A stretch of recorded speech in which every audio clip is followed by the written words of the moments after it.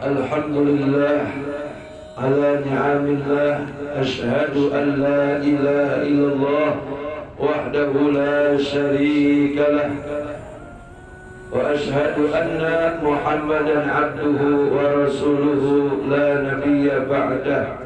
Allahumma salli ala sayyidina Muhammad ibn Abdillah wa ala alihi wa sahbihi wa man tabi'ahu wa nasarahu wa wala wa la hawla wa la quwwata illa billah, amma ba'du. Sahibul bait sekaligus ketua pengajian Majlis Ad-Darajatul Akhirah Bapak Haji Amil Ahyaruddin yang saya hormati dan sama-sama kita cintai. Mudah-mudahan beliau sekeluarga selalu sehat walafiat, diberikan keselamatan, keberkahan, banyak rezeki, panjang umur, keluarganya soleh dan solehah, senantiasa taat ibadah kepada Allah Subhanahu wa taala. Saya hormati tim 9, saya hormati Bapak RW Ahmad beserta Bapak RT Haji Ari Mudali, Bapak RT siapa tuh? Bapak RT Parta dan Bapak RT 07 Juanda ada, dan seluruh para bapak-bapak haji, wabil khusus para orang tua kita, pilih sepuh kita, Bapak Haji Muhammadi, Bapak Haji Mardi Soleh, dan seluruh jamaah yang hadir yang tergabung dalam ikatan jamaah Majlis Ad-Darajatul Akhirah.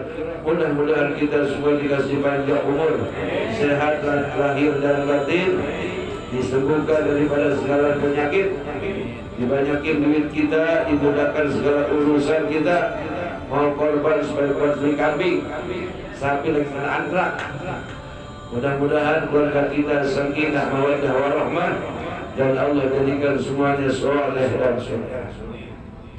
Alhamdulillah para bapak-bapak dan saudara-saudara hadirin yang berbahagia, bahwa kita telah melawan daripada rasa malas kita, bisa menyingkirkan daripada godaan setan yang mestinya kita santai-santai di rumah, lantaran kita sudah terikat dengan kecintaan kita kepada pengajian Majlis Ta'lim Ad-Darajatul Akhirah, sehingga dengan langkah yang ringan kita bisa datang kemari atas izin Allah Subhanahu wa ta'ala.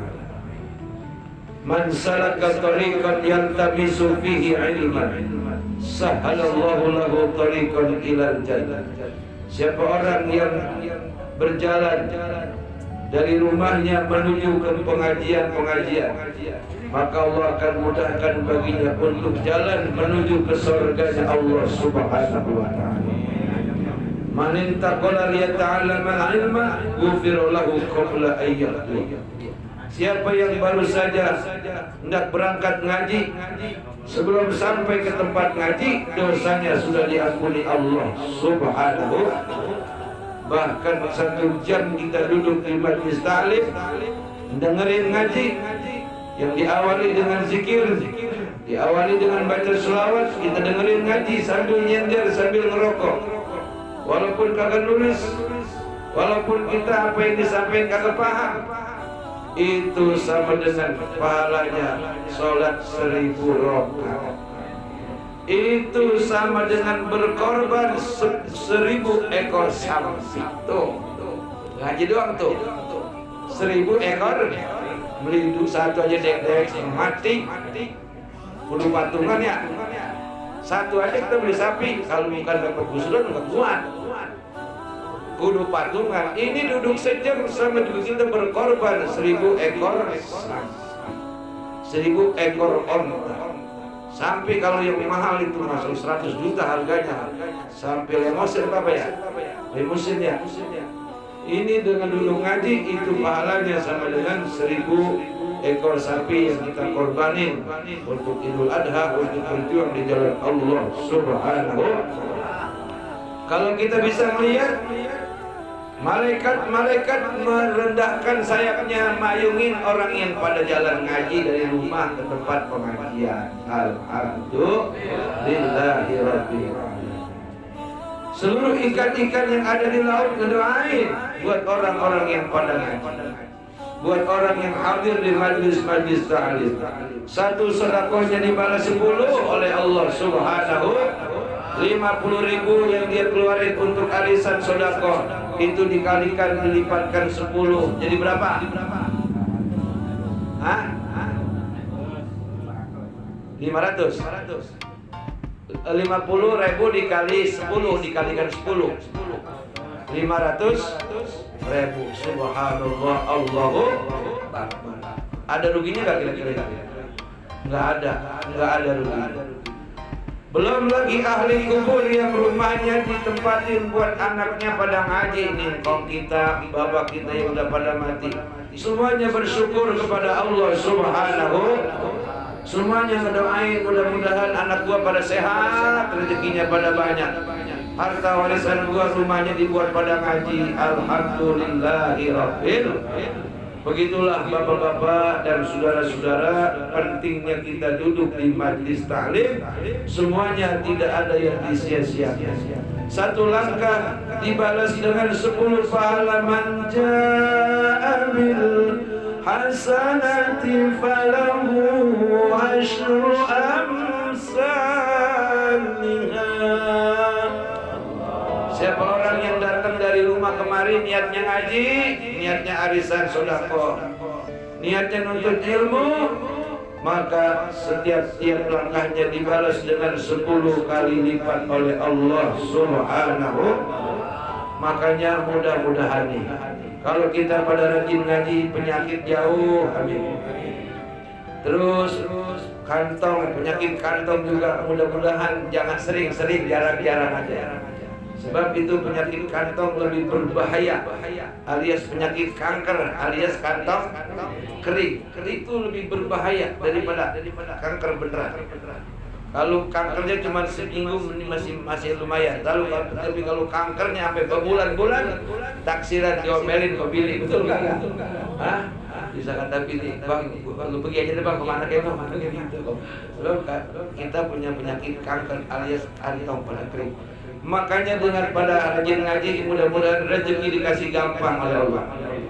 Wa may yattaqillaha yaj'al lahu min amrihi yusra. Siapa orang yang pada takwa kepada Allah alias dia pada mau ngaji, segala urusannya lancar. Urusan dari rezeki lancar, urusan segala macam pokoknya dikasih lancar oleh Allah. Urusan arisan pengajian lancar, urusan arisan hajatan malam minggu lancar, semuanya lancar. Kondangan lancar, kemana aja lancar. Alhamdulillahirabbil alamin. Baik para bapak-bapak, para jamaah dan saudara-saudara, bentar lagi akan datang Idul Adha. Sekarang tanggal 22 bulan Juni, 22 bulan Zulqa'dah. Jadi sama nih, nasional sama bulan Arab sama ini, barengan ini. Iya, nasional 22, bulan Arab 22. Ini orang yang pada korban sapi pada bingung, sapinya pada kena penyakit. Agak usah bingung, kalau sapi pada kena penyakit kita ragu, beli kambing aja. Kalau kambing kena diabetes, apa namanya, darah tinggi, beli kebo. Kalau beli kebo nggak ada duitnya, beli nyawa.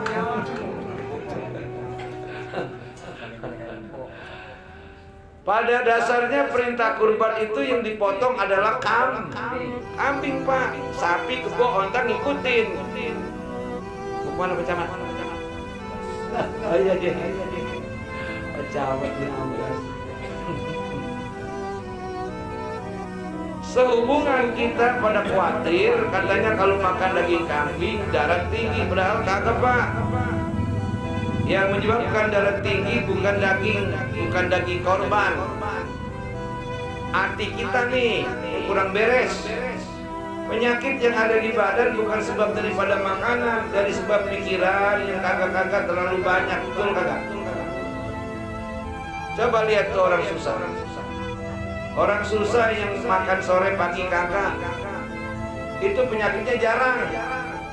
Nggak kayak kita yang kebanyakan santai, sebentar-bentar kalau diperiksa penyakit merelot dari kaki sampai kepala ada semua. Betul kagak tuh? Iya. Lihat tuh orang-orang susah, orang-orang miskin, orang-orang yang pada kerja mengutin sampah di Bantar Gebang. Orang-orang pada musim corona dia nggak pada kena itu. Padahal dia berjemur, bercampur sama sampah tempat kotor. Orang yang apik, yang bersih, yang rapi, berdasi pada kena. Jadi benar apa yang dikatakan Nabi Muhammad sallallahu alaihi wasallam. Ala inna fil jasadi mudghah. Ketahuilah hai para umatku, di dalam dirimu ada segumpal darah. Faiza soluhat jasadu kullu, faiza fasada jasadu kullu. Apabila itu segumpal daging baik, maka seluruh organ tubuhmu menjadi baik pula. Tapi apabila segumpal daging itu berpenyakit, rusak, maka rusaklah, berpenyakitlah seluruh anggota badan kita. Itu begitu Pak. Jadi bukan makanan yang penyebabnya, adalah ketenangan jiwa. Untuk membersihkan seluruh penyakit daripada badan, ketika datang Idul Adha, bagi yang mampu, yang punya milik rezeki, adalah dia diperintah untuk berkorban dengan mengalirkan darah. Maka keluarlah darah yang kotor yang ada di badan kita. Itu maksudnya. Pak Ustadz, kalau lagi musim begini membeli sapi, kita takut makannya ini. Kalau kita ragu jangan beli sapi. Sebab sesuatu yang meragukan dilarang sama agama. Kata Nabi, ma yuribuka ila ma la yuribuka.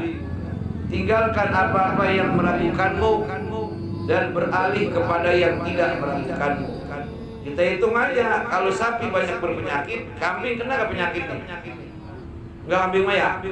Beli aja kambing. Begitu. Kapan batasan korban itu berakhir? Sampai kita mati. Bagi siapa? Bagi yang mampu. Kalau yang miskin, cukup seumur hidup sekali.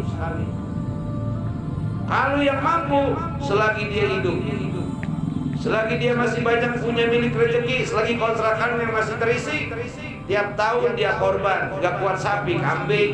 Betul nggak? Dalam rangka apa? Bersyukur kepada Allah Subhanahu. Kalau bersyukur, rezekinya makmur, badannya subur. Kalau orang rezekinya makmur, badannya subur, ini orang sehat apa kagak? Sehat banget Pak. Rezekinya makmur, badannya subur, berarti duitnya nggak kurang-kurang, badannya sehat walafi. Tuh, gara-gara tiap tahun dia berkorban. Lalu korban yang bagaimana yang nyampe kepada Allah? Ya tentu yang memenuhi syaratnya, yang memenuhi ketentuan daripada yang disampaikan oleh Allah dan Rasul. Sapi kudu yang gemuk, yang sehat. Kambing juga begitu. Cuman kalau kambing Jawa umur yang 2 tahun, selain kambing Jawa, domba Garut setahun setengah udah boleh. Kambing gembel juga 2 tahun. Sebagai syarat yang mesti ditetapkan, sebab kalau syaratnya tidak cukup, maka tidak salah daripada korban ataupun akikoh yang dia kerjain. Makanya saya pengen bilangin lagi nih, bapak-bapak, saudara-saudara, kalau mau akikah itu kita beli kambing jangan asal. Kambing 2-3 juta dapat 2, itu kambing belum cukup syarat itu. Jangan kita nyari murahnya. Kambing 3 juta dapat 2 kambing anak. Belum cukup itu setahun setengah diakekain. Kata yang mati, lu katanya ngekain gua mana belum nyampe. Orang kambing setahun setengah buat akekah. Setahun umurnya belum setahun setengah. Loh, kalau 3 juta 2, ayo. Pak, 3 juta 2. Itu kambing gede apa kecil? Kecil, kambing sate. Digorong-gorong kita sama tukang akekah di sono. Makanya pakai cara-cara ulama dulu, ajaran dulu. Kalau kita mau akikah, potong di rumah. Kalau agak begawe, kuliin tukang masak. Emang tiap hari, betul kagak? Dalam rangka apa? Supaya sah kita punya akikah yang kita tunjukkan buat orang tua, anak atau keluar. Awas Pak, saya sih bilangin aja ini, jangan asal-asalan, jangan cara praktis yang kita cari. Mendingan capek dikit dah, syaratnya cukup, pahalanya nyampe. Kalau kita terima beres, belum tentu yang motong ngerti. Sebab kalau dia akikah kudu diniatin, pahalanya buat siapa? Nawaitu an azbahal akikoti min pulana binti pulan lillahi ta'ala, kudu begitu. Kudu disaksiin sama yang mau akikah sama keluarganya. Dan tidak boleh semuanya dikurang-kurangin, harus semuanya dikasih kepada orang yang berakikah. Dan kagak jeroannya diambil. Betul kagak? Hati-hati Pak. Kita jangan mentang-mentang agama itu ringan, kita ringan-ringanin. Jangan agama itu gampang, kita gampang-gampangin. Kita repot sekali ngapain emang buat orang tua kita ini, betul nggak? Buat bini kita, umpamanya buat anak kita, buat saudara kita, emang tiap hari akikah. Kalau kagak dapat gusuran, nggak akikah kan ya? Ya sekali capek nggak apa-apa, kita kagak bisa ngurusin, nguliin. Nyuruh Pomija no, amil, suruh mulain. Ya kan suruh gawe, Pomija panggil kita upain. Itu pahalanya makin gede. Akikah kita dijamin sah, sesuai kambingnya gemuk, syaratnya cukup, dan semua daripada dagingnya disedekain oleh jamaah. Alhamdulillah. Itu yang bagus. Panggil Ustaz itu suruh motong, saksiin oleh yang mau akikah, itu yang paling bagus, itu yang paling abdul. Bukan saya nggak boleh bapak-bapak akikah ke tempat apa namanya catering. Tapi tolong cari catering yang bisa dipercaya. Karena banyak Pak, 3 juta kambing 2, kambing apaan itu? Agak sah buat akikah itu agak sah. Kalau 3 juta 1 saya percaya. Kalau 3 juta 2, sekalipun itu umpamanya umurnya nyampe, itu kambing bengek, itu kambing. Kancekan, ntar di sono nih, saya yang khawatir ntar ketika ditaikin. Itu kata Nabi, kata ulama, itu korban-korban yang di dunia kita sembelih, baik akikah ataupun udhiyah, nanti bakal jadi kendaraan. Kira-kira kalau kambing 3 juta 2 sama kambing 3 juta 1, ibarat motor, larinya kencangan mana? Ayo. Kencangan mana larinya Pak? Kencangannya 3 juta 1. Takutnya begini, orang-orang udah weng, dia masih kutrek, masih nyela, baik nyela. Masya Allah, mana pedalnya copot. Atau lu belum nyampe, ini nih motor gua rusak. Dulunya waktu korban asal, jadi aturan yang lain pada nyampe, dia mah belum. Masih gobrek, motornya motor tua, syaratnya belum nyampe. Na'udzubillahimin. Jadi nanti korban-korban yang disembelih di dunia oleh yang diniatin bagi yang melakukannya akan menjadi kendaraannya. Kalau sapi 7 orang yang naik, kebo juga sama 7 orang yang naik, onta 7 orang yang naik. Kalau kambing masing-masing. Subhanallah. Makanya sayang Pak. Jadi biar kita capai dikit, biar mahal dikit, yang penting kambingnya memenuhi syarat. Itu yang penting. Jadi walaupun seumur hidup sekali kita berkurban, seumur hidup kita berakikah, tapi benar-benar syaratnya sesuai dengan ajaran agama dan yakin pahalanya nyampe kepada yang dituju. Alhamdulillahirabbil alamin. Para jamaah, bapak-bapak, hadirin jamaah majlis Ad-Darajatul Akhirah yang dirahmati Allah Subhanahu wa ta'ala. Ini kalau saya mau ceritain soal korban ini sebetulnya ada 3 bagian ini. Pertama, pengorbanannya seorang istri yang solehah. Nih, jadi ada 3 pengorbanan nih. Pengorbanan seorang istri, pengorbanan seorang suami, pengorbanan seorang anak. Tapi puncaknya adalah pengorbanan dalam sebuah rumah tangga. Begitu. Jadi yang pertama begini Pak. Ceritanya begini. Emang nih kalau ada perempuan teriak. Jadi ceritanya begini. Nabi Ibrahim beristrikan Siti Sarah. Itu Siti Sarah orang Bani Israel. Bule, cakep. tinggi, blasteran, pokoknya seksi luar biasa. Pokoknya darah Eropa. Tapi bertahun-tahun berumah tangga dengan Nabi Ibrahim, kagak punya anak, alias mandul. Siti Sarah walaupun parasnya cantik, badannya seksi, tetap saja dia tidak merasa berjasa kepada Nabi Ibrahim karena bertahun-tahun berumah tangga belum punya anak. Lalu berpikir hari demi hari, bulan demi bulan, kemudian terbersit dalam hatinya, kalau saya biarkan ini Bang Ibrahim menikah dengan saya, kalau saya nggak kawin lagi takutnya dia jengkel, takutnya dia kawin nyumpan gitu, dengan alasan kagak punya anak. Lalu berkatalah ini Siti Sarah kepada Nabi Ibrahim, kalau bahasa kampung Jaren begini,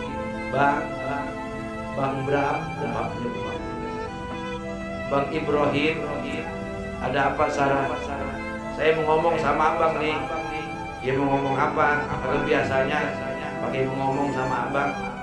Udah lama sih pengen ngomongnya sama bang. Ya apa yang mau diomongin? Begini bang, bertahun-tahun saya jadi bini abang. Kalau kata orang mah kebangetan sampai kagak bisa beranak mah. Saya itu kepikiran bang, udah bertahun-tahun saya punya suami abang, saya kagak bisa melahirkan anak, tidak bisa memberikan keturunan sama abang. Saya takut abang kecewa, abang putus asa, abang merasa terhina punya istri saya, kata Siti Sarah. Nabi Ibrahim enggak ngomong begitu, enggak ngomong, iya emang gue udah Arab lu ngomong gini. Nabi Ibrahim enggak ngomong gitu. Kata Nabi Ibrahim, sudahlah istriku, soal anak adalah urusan Allah. Kalau Allah hendak kasih enggak apa. Kalau Allah enggak kasih juga enggak apa-apa. Semuanya ada pada tangan kekuasaan Allah Subhanahu. Kata Nabi Ibrahim. Sekali ngomong jawabannya begitu. Dua kali ngomong jawabannya begitu. Sampai 3 kali ngomong juga jawabannya begitu. Kata Siti Sarah, bagaimana caranya supaya Bang Ibrahim memahami apa yang saya omong. Akhirnya omongan yang keempat ngomongnya begini, Bang, saya mah daripada abang takut nyesel sama saya ngomong udah 3 kali abang kagak mau paham bagaimana maksudnya. Begini dah kata Siti Sarah, bagaimana kalau abang saya nikahin sama pembantu kita Siti Haji. Jadi itu Siti Sarah punya pembantu hitam manis, keturunan Arab, namanya Hajar. Itu Nabi Ibrahim ditawarin suruh kawin sama pembantunya, namanya Siti Hajar. Kira-kira bapak-bapak kalau ditawarin kawin sama pembantu sama bini bagaimana? Girang apa kagak itu? Oi, girang apa kagak? Pembantunya 70 tahun, girang bagaimana? Nabi Ibrahim diam, kagak nyaut, kagak iya, kagak bilang kagak, diam aja. Sampai 3 kali ditawarin, Bang, saya ridho, saya ikhlas abang nikah dengan Hajar. Barangkali dengan Hajar abang bisa punya keturunan, agar bisa melanjutkan perjuangan abang kalau kayak sekarang sebagai kiai, sebagai pendakwah, sebagai ustadz di kampung, sebagai nabi dan rasul selanjutnya. Akhirnya bapak-bapak, saudara-saudara, itu Siti Sarah meredokan suaminya Nabi Ibrahim nikah dengan Siti Hajar. Tapi Nabi Ibrahim kagak kegenitan kayak kita begitu, asik, girang. Aduh mama apa kagak ngomong dari kemarin. Kalau kita kan begitu. Nabi Ibrahim sekedar berucap Alhamdulillahirabbil alamin. Sebelumnya saya mau tanya sama kamu, wahai Sarah, apakah kamu ridho? Apakah ini karena terdorong nafsumu? Takutnya bukan karena Allah. Saya ridho ikhlas demi pengabdian saya kepada Allah Subhanahu wa ta'ala. Kata Siti Sarah. Itu Pak Haji, kira-kira kalau Pak Haji ngomong gitu, Pak Haji senang gak? Semuanya jujur, kita senang. Bener Pak, sebetulnya lelaki obatnya gampang. Supaya dia kagak demen janda mulu. Itu sebagai bini ngomong, bang udah kawin aja sama dia no, daripada abang tiap malam kelayaban. Akur kagak? Akur kagak? Banyaknya perselingkuhan gara-gara ada PP 10, peraturan perundang-undangan tentang bahwa laki-laki kagak boleh lagi punya bini dulu. Ujung-ujungnya yang rame warung perek, betul nggak?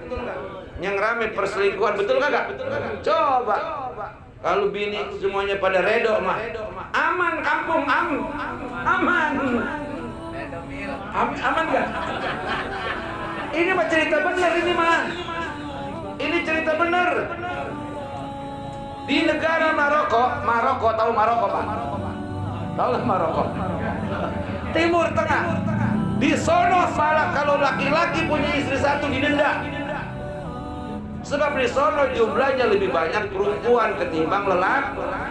Di kita aja nih perempuan di Indonesia 1 banding 10. Kalau kita kawinin 4, yang 6 jadi jablay. Tuh. Di Maroko 1 lelaki, perempuan 50. Makanya di sono poligami itu wajib sampai 4. Kalau cuma punya bini 1 didenda sama negara. Pindah aja ke sono yuk. Bener itu, didenda sama negara. Aneh kan? Kalau di kita mah asal ustaz, bini yang 4 katanya ustaz mata keranjang. Ambil kawin mulu katanya mata keranjang. Salah ini kita. Kalau orang berzina boleh.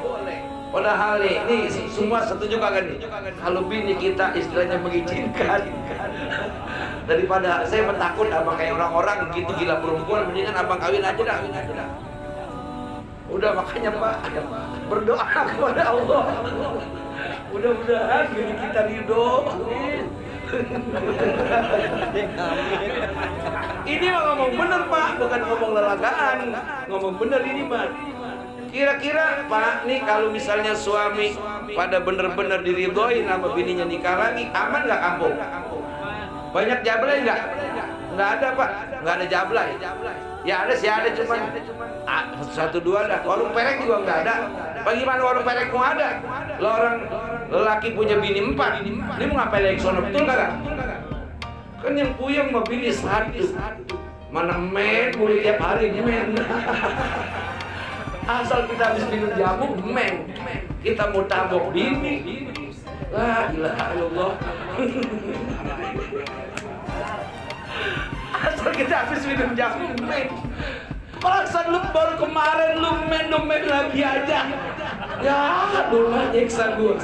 Itu kalau bini san. Nah kalau bini dua mendingan yang ini men, yang ono kagak. Alhamdulillah. Apalagi 4 kali prenya, betul. Ya nggak bos tadi senam. Itu udah makanya banyak-banyak baca Fatihah 7 kali. Permintaannya supaya istri meredokan bapak nikah lagi.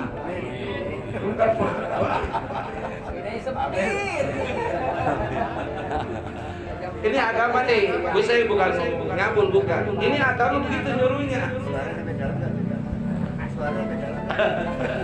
Makanya Allah Maha tahu tentang kebutuhan para laki-laki. Nanti di surga bini kita bukan 4 Pak, 73. Yang ketiganya adalah bini kita. Dan bini yang ada di surga kagak minta duit, kagak minta dibeliin baju, kagak minta dibeliin lipstik, terima laki. Terima naik.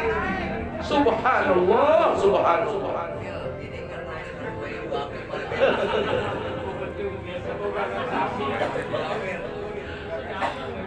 Pak, secakep-cakepnya perempuan di dunia banyak banget permintaannya, betul kagak?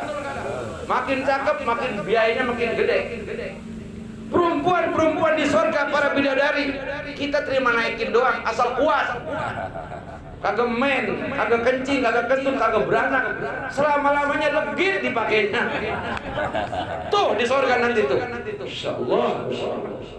Allah udah tahu tentang kemauan laki-laki. Itu 73.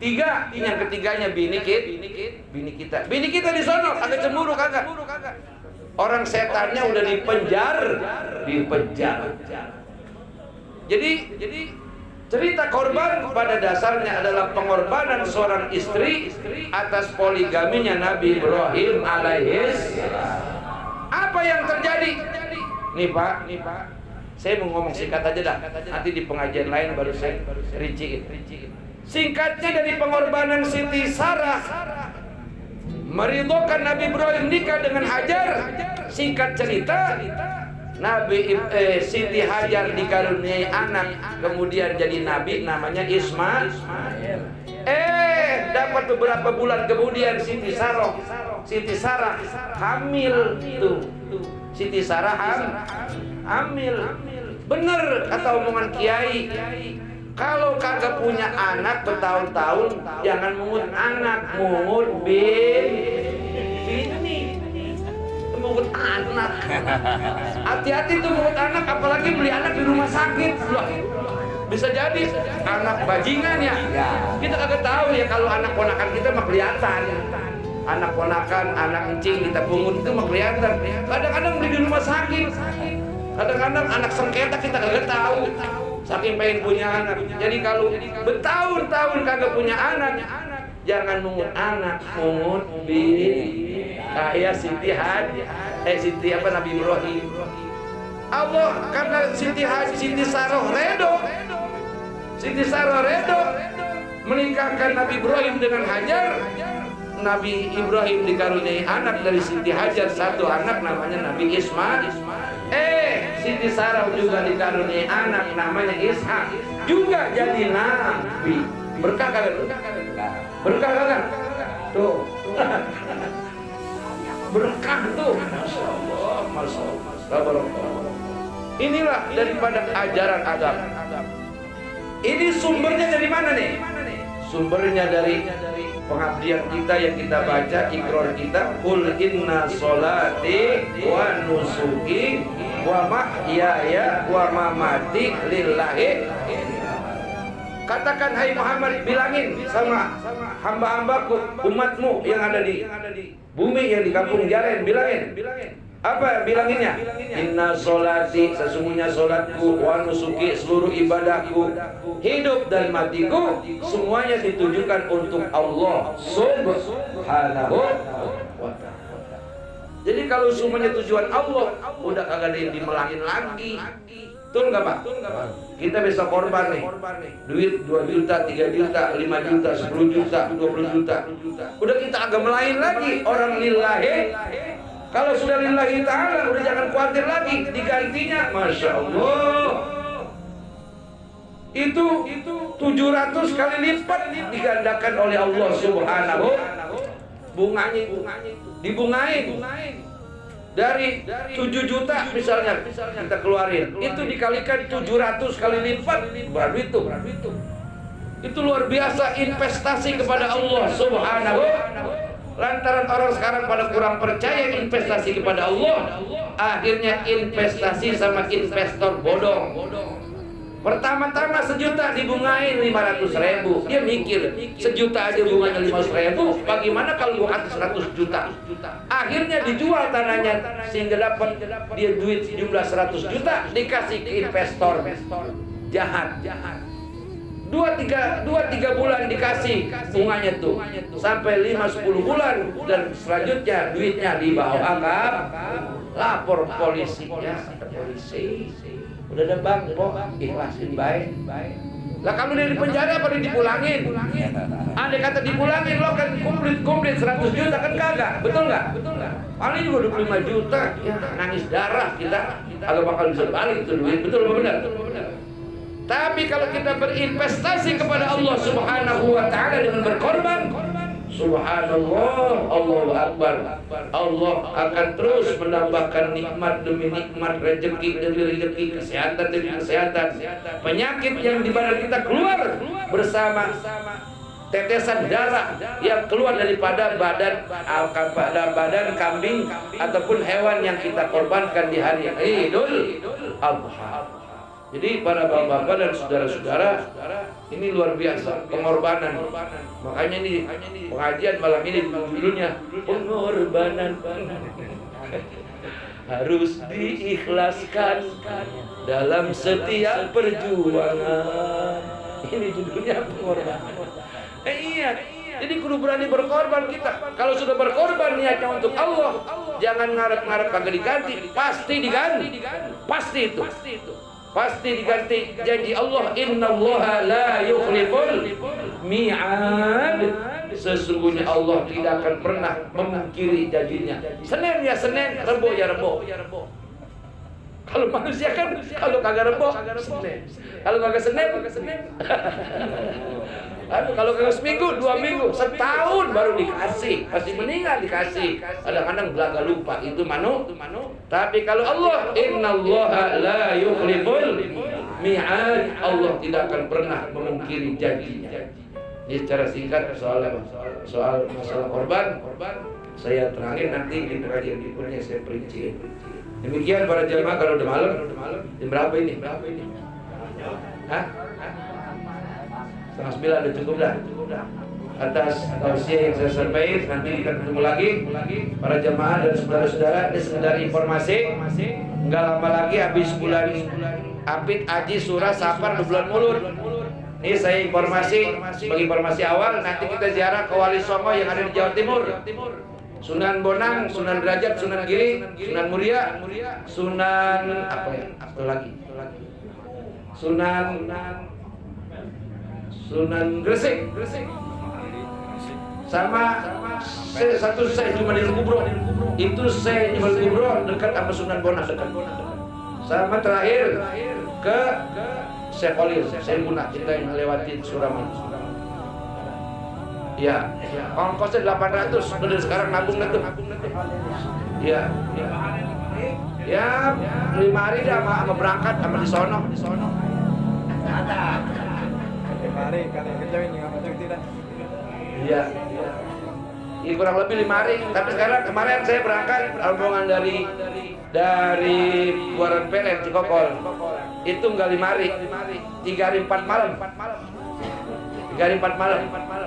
Itu kemarin 5 hari, sebab pulangnya ke Guci. Ini lagi di Guci jadi 5 hari. Ini kita 12. Jadi tol langsung tol. Jadi 3 hari 4 malam dah. Udah nyampe di sono.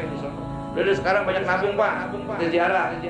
Bagi panitia yang tidak bisa ikut bisa diganti sama bininya, gitu. Iya, tim 9 misalnya, karena repot sama pekerjaan, itu nanti jatah dia bisa dikasih bininya gratis, kita nggak apa-apa. Atau kalau bini bayar, ntar jatahnya dikasih, nggak apa-apa. Ya, yang penting doanya saja kalau bisa. Tapi nyari orang pun itu, ya. Jadi ini semuanya kalau bisa pada pergi. Berangkat, insya ya kita kalau kagak jadi, kalau jauh amat, lama amat lah kalau pergi. Betul kagak? Lah orang-orang pada pergi haji 40 hari sono. Itu cuma 3 hari 4 malam. 3 hari 4 malam. Ya. Kita kan Sunan apa di Jawa Tengah udah tuh 3 wali. Sekarang kita jangkepin jadi 9 wali. Jadi Sunan Gresik, Sunan Ampel, Sunan Giri, Sunan Bonang, Sunan Derajat. Tambah lagi Syekh Jumadil Kubro, bapaknya para wali, itu dekat makamnya dengan Sunan Bonang, Ampel. Kemudian itu terakhir Syekh Khalil Bakalan Madura. Baru sekaligus 12 besar wali. Mudah-mudahan itu semua terlaksana. Dari sekarang nabung, Pak, ya. Sebab itu untuk Jawa Timur kita selalu diberhentiin di terminal.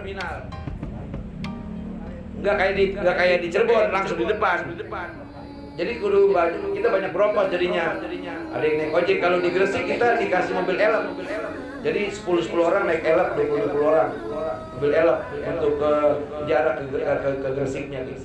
Jadi dari terminal kita ke ke Kamplas mobil elep untuk tempat Syekh Maulana Malik Ibrahim yang mau kasih 10.000.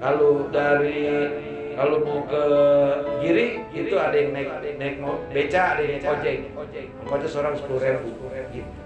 Jadi dari sekarang nabung, niatin berangkat supaya pada sehat, banyak rezeki. Kita kalau ngaji kagak kemana-mana ya takut di sini juga. Paling jarang kemudian dato, itu pun alhamdulillah. Siapa tahu kita sering ziarah kalau pengajian bulanan Ibu Yudato, jadi nanti nyampe ke sono, amin. Ya Robbal. Udah dari sekarang nabung, siapa tahu seorang murid 8 juta, amin. Nah, jadi kita senang-senang dah. Kalau duit banyak kan kemana aja enak ya Pak ya. Kalau duit pis-pisan, pas-pasan kita jadi pis-pisan. Mudah-mudahan nanti semua terlaksana, kita bisa berangkat ke Wali Songo. Mudah-mudahan tidak ada halangan, tidak ada gangguan. Dan sekaligus yang pada berkorban, mudah-mudahan dikasih rezeki biar banyak untuk bisa berkorban. Kemudian kita doakan yang pada kurang sehat, yang punya gejala-gejala penyakit supaya diangkat oleh Allah Subhanahu wa taala. Yang penting pada rajin ngaji, amin. Sebab di tempat ngaji kita didoain nih. Kalau saya ngedoain ambil akhir panjang umur saya juga ikut panjang gitu, Pak. Jadi kalau kita ngedoain orang biar lu banyak rezeki, kita yang ngedoain rezeki kita jadi banyak. Kita doain mudah-mudahan bapak-bapak pada sehat, saya juga jadi sehat gitu. Jadi saya doa ini, kita doa semua dah. Kita minta sehat walafiat, panjang umur, banyak duit, pikiran terang, hati senang, hati lapang, ibadah tenang. Apa yang kita rencanakan, apa yang kita hajatkan dikabul Allah Subhanahu wa taala dengan 7 kali Al-Fatihah. Biniyatil qabul bil ijabati sabi'atil Fatihah. Bismillahirrahmanirrahim. Alhamdulillahi rabbil alamin arrahmanir rahim maliki yaumiddin. Iyyaka na'budu wa iyyaka nasta'in ihdinas siratal mustaqim siratal ladzina an'amta 'alaihim ghairil maghdubi 'alaihim waladdallin. Al-Fatihah. Bismillahirrahmanirrahim. Alhamdulillahi rabbil alamin arrahmanir rahim maliki yaumiddin. Iyyaka na'budu wa iyyaka nasta'in ihdinas siratal mustaqim siratal ladzina an'amta 'alaihim ghairil maghdubi 'alaihim waladdallin. Al-Fatihah. Bismillahirrahmanirrahim. Alhamdulillahi rabbil alamin arrahmanir rahim maliki yaumiddin. Iyyaka na'budu wa iyyaka nasta'in ihdinas siratal mustaqim siratal ladzina an'amta 'alaihim ghairil maghdubi 'alaihim waladdallin. Al-Fatihah. Bismillahirrahmanirrahim. Alhamdulillahi rabbil alamin arrahmanir rahim maliki yaumiddin. Iyyaka na'budu wa iyyaka nasta'in ihdinas siratal mustaqim siratal ladzina an'amta 'alaihim ghairil maghdubi 'alaihim waladdallin. Al-Fatihah. Bismillahirrahmanirrahim. Alhamdulillahi rabbil alamin arrahmanir rahim maliki yaumiddin. Iyyaka na'budu wa iyyaka nasta'in ihdinas siratal mustaqim siratal ladzina an'amta 'alaihim ghairil maghdubi 'alaihim waladdallin. Al-Fatihah. Bismillahirrahmanirrahim. Alhamdulillahi rabbil alamin arrahmanir rahim maliki yaumiddin. Iyyaka na'budu wa iyyaka nasta'in ihdinas siratal mustaqim siratal ladzina an'amta 'alaihim ghairil maghdubi 'alaihim waladdallin. Al-Fatihah. Bismillahirrahmanirrahim. Alhamdulillahi rabbil alamin arrahmanir rahim maliki yaumiddin. Iyyaka na'budu wa iyyaka nasta'in ihdinas siratal mustaqim siratal ladzina an'amta 'alaihim ghairil maghdubi 'alaihim waladdallin.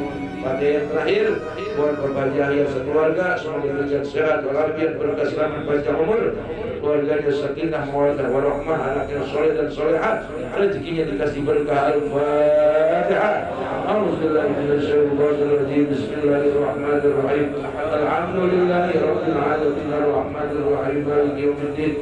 Iyyaka na'budu wa iyyaka nasta'in ihdinas siratal mustaqim siratal ladzina an'amta 'alaihim ghairil maghdubi 'alaihim waladdallin. Amin. Kurang lebih mohon maaf. Wallahu muwaffiq ila aqwamit thoriq. Wassalamualaikum warahmatullahi wabarakatuh.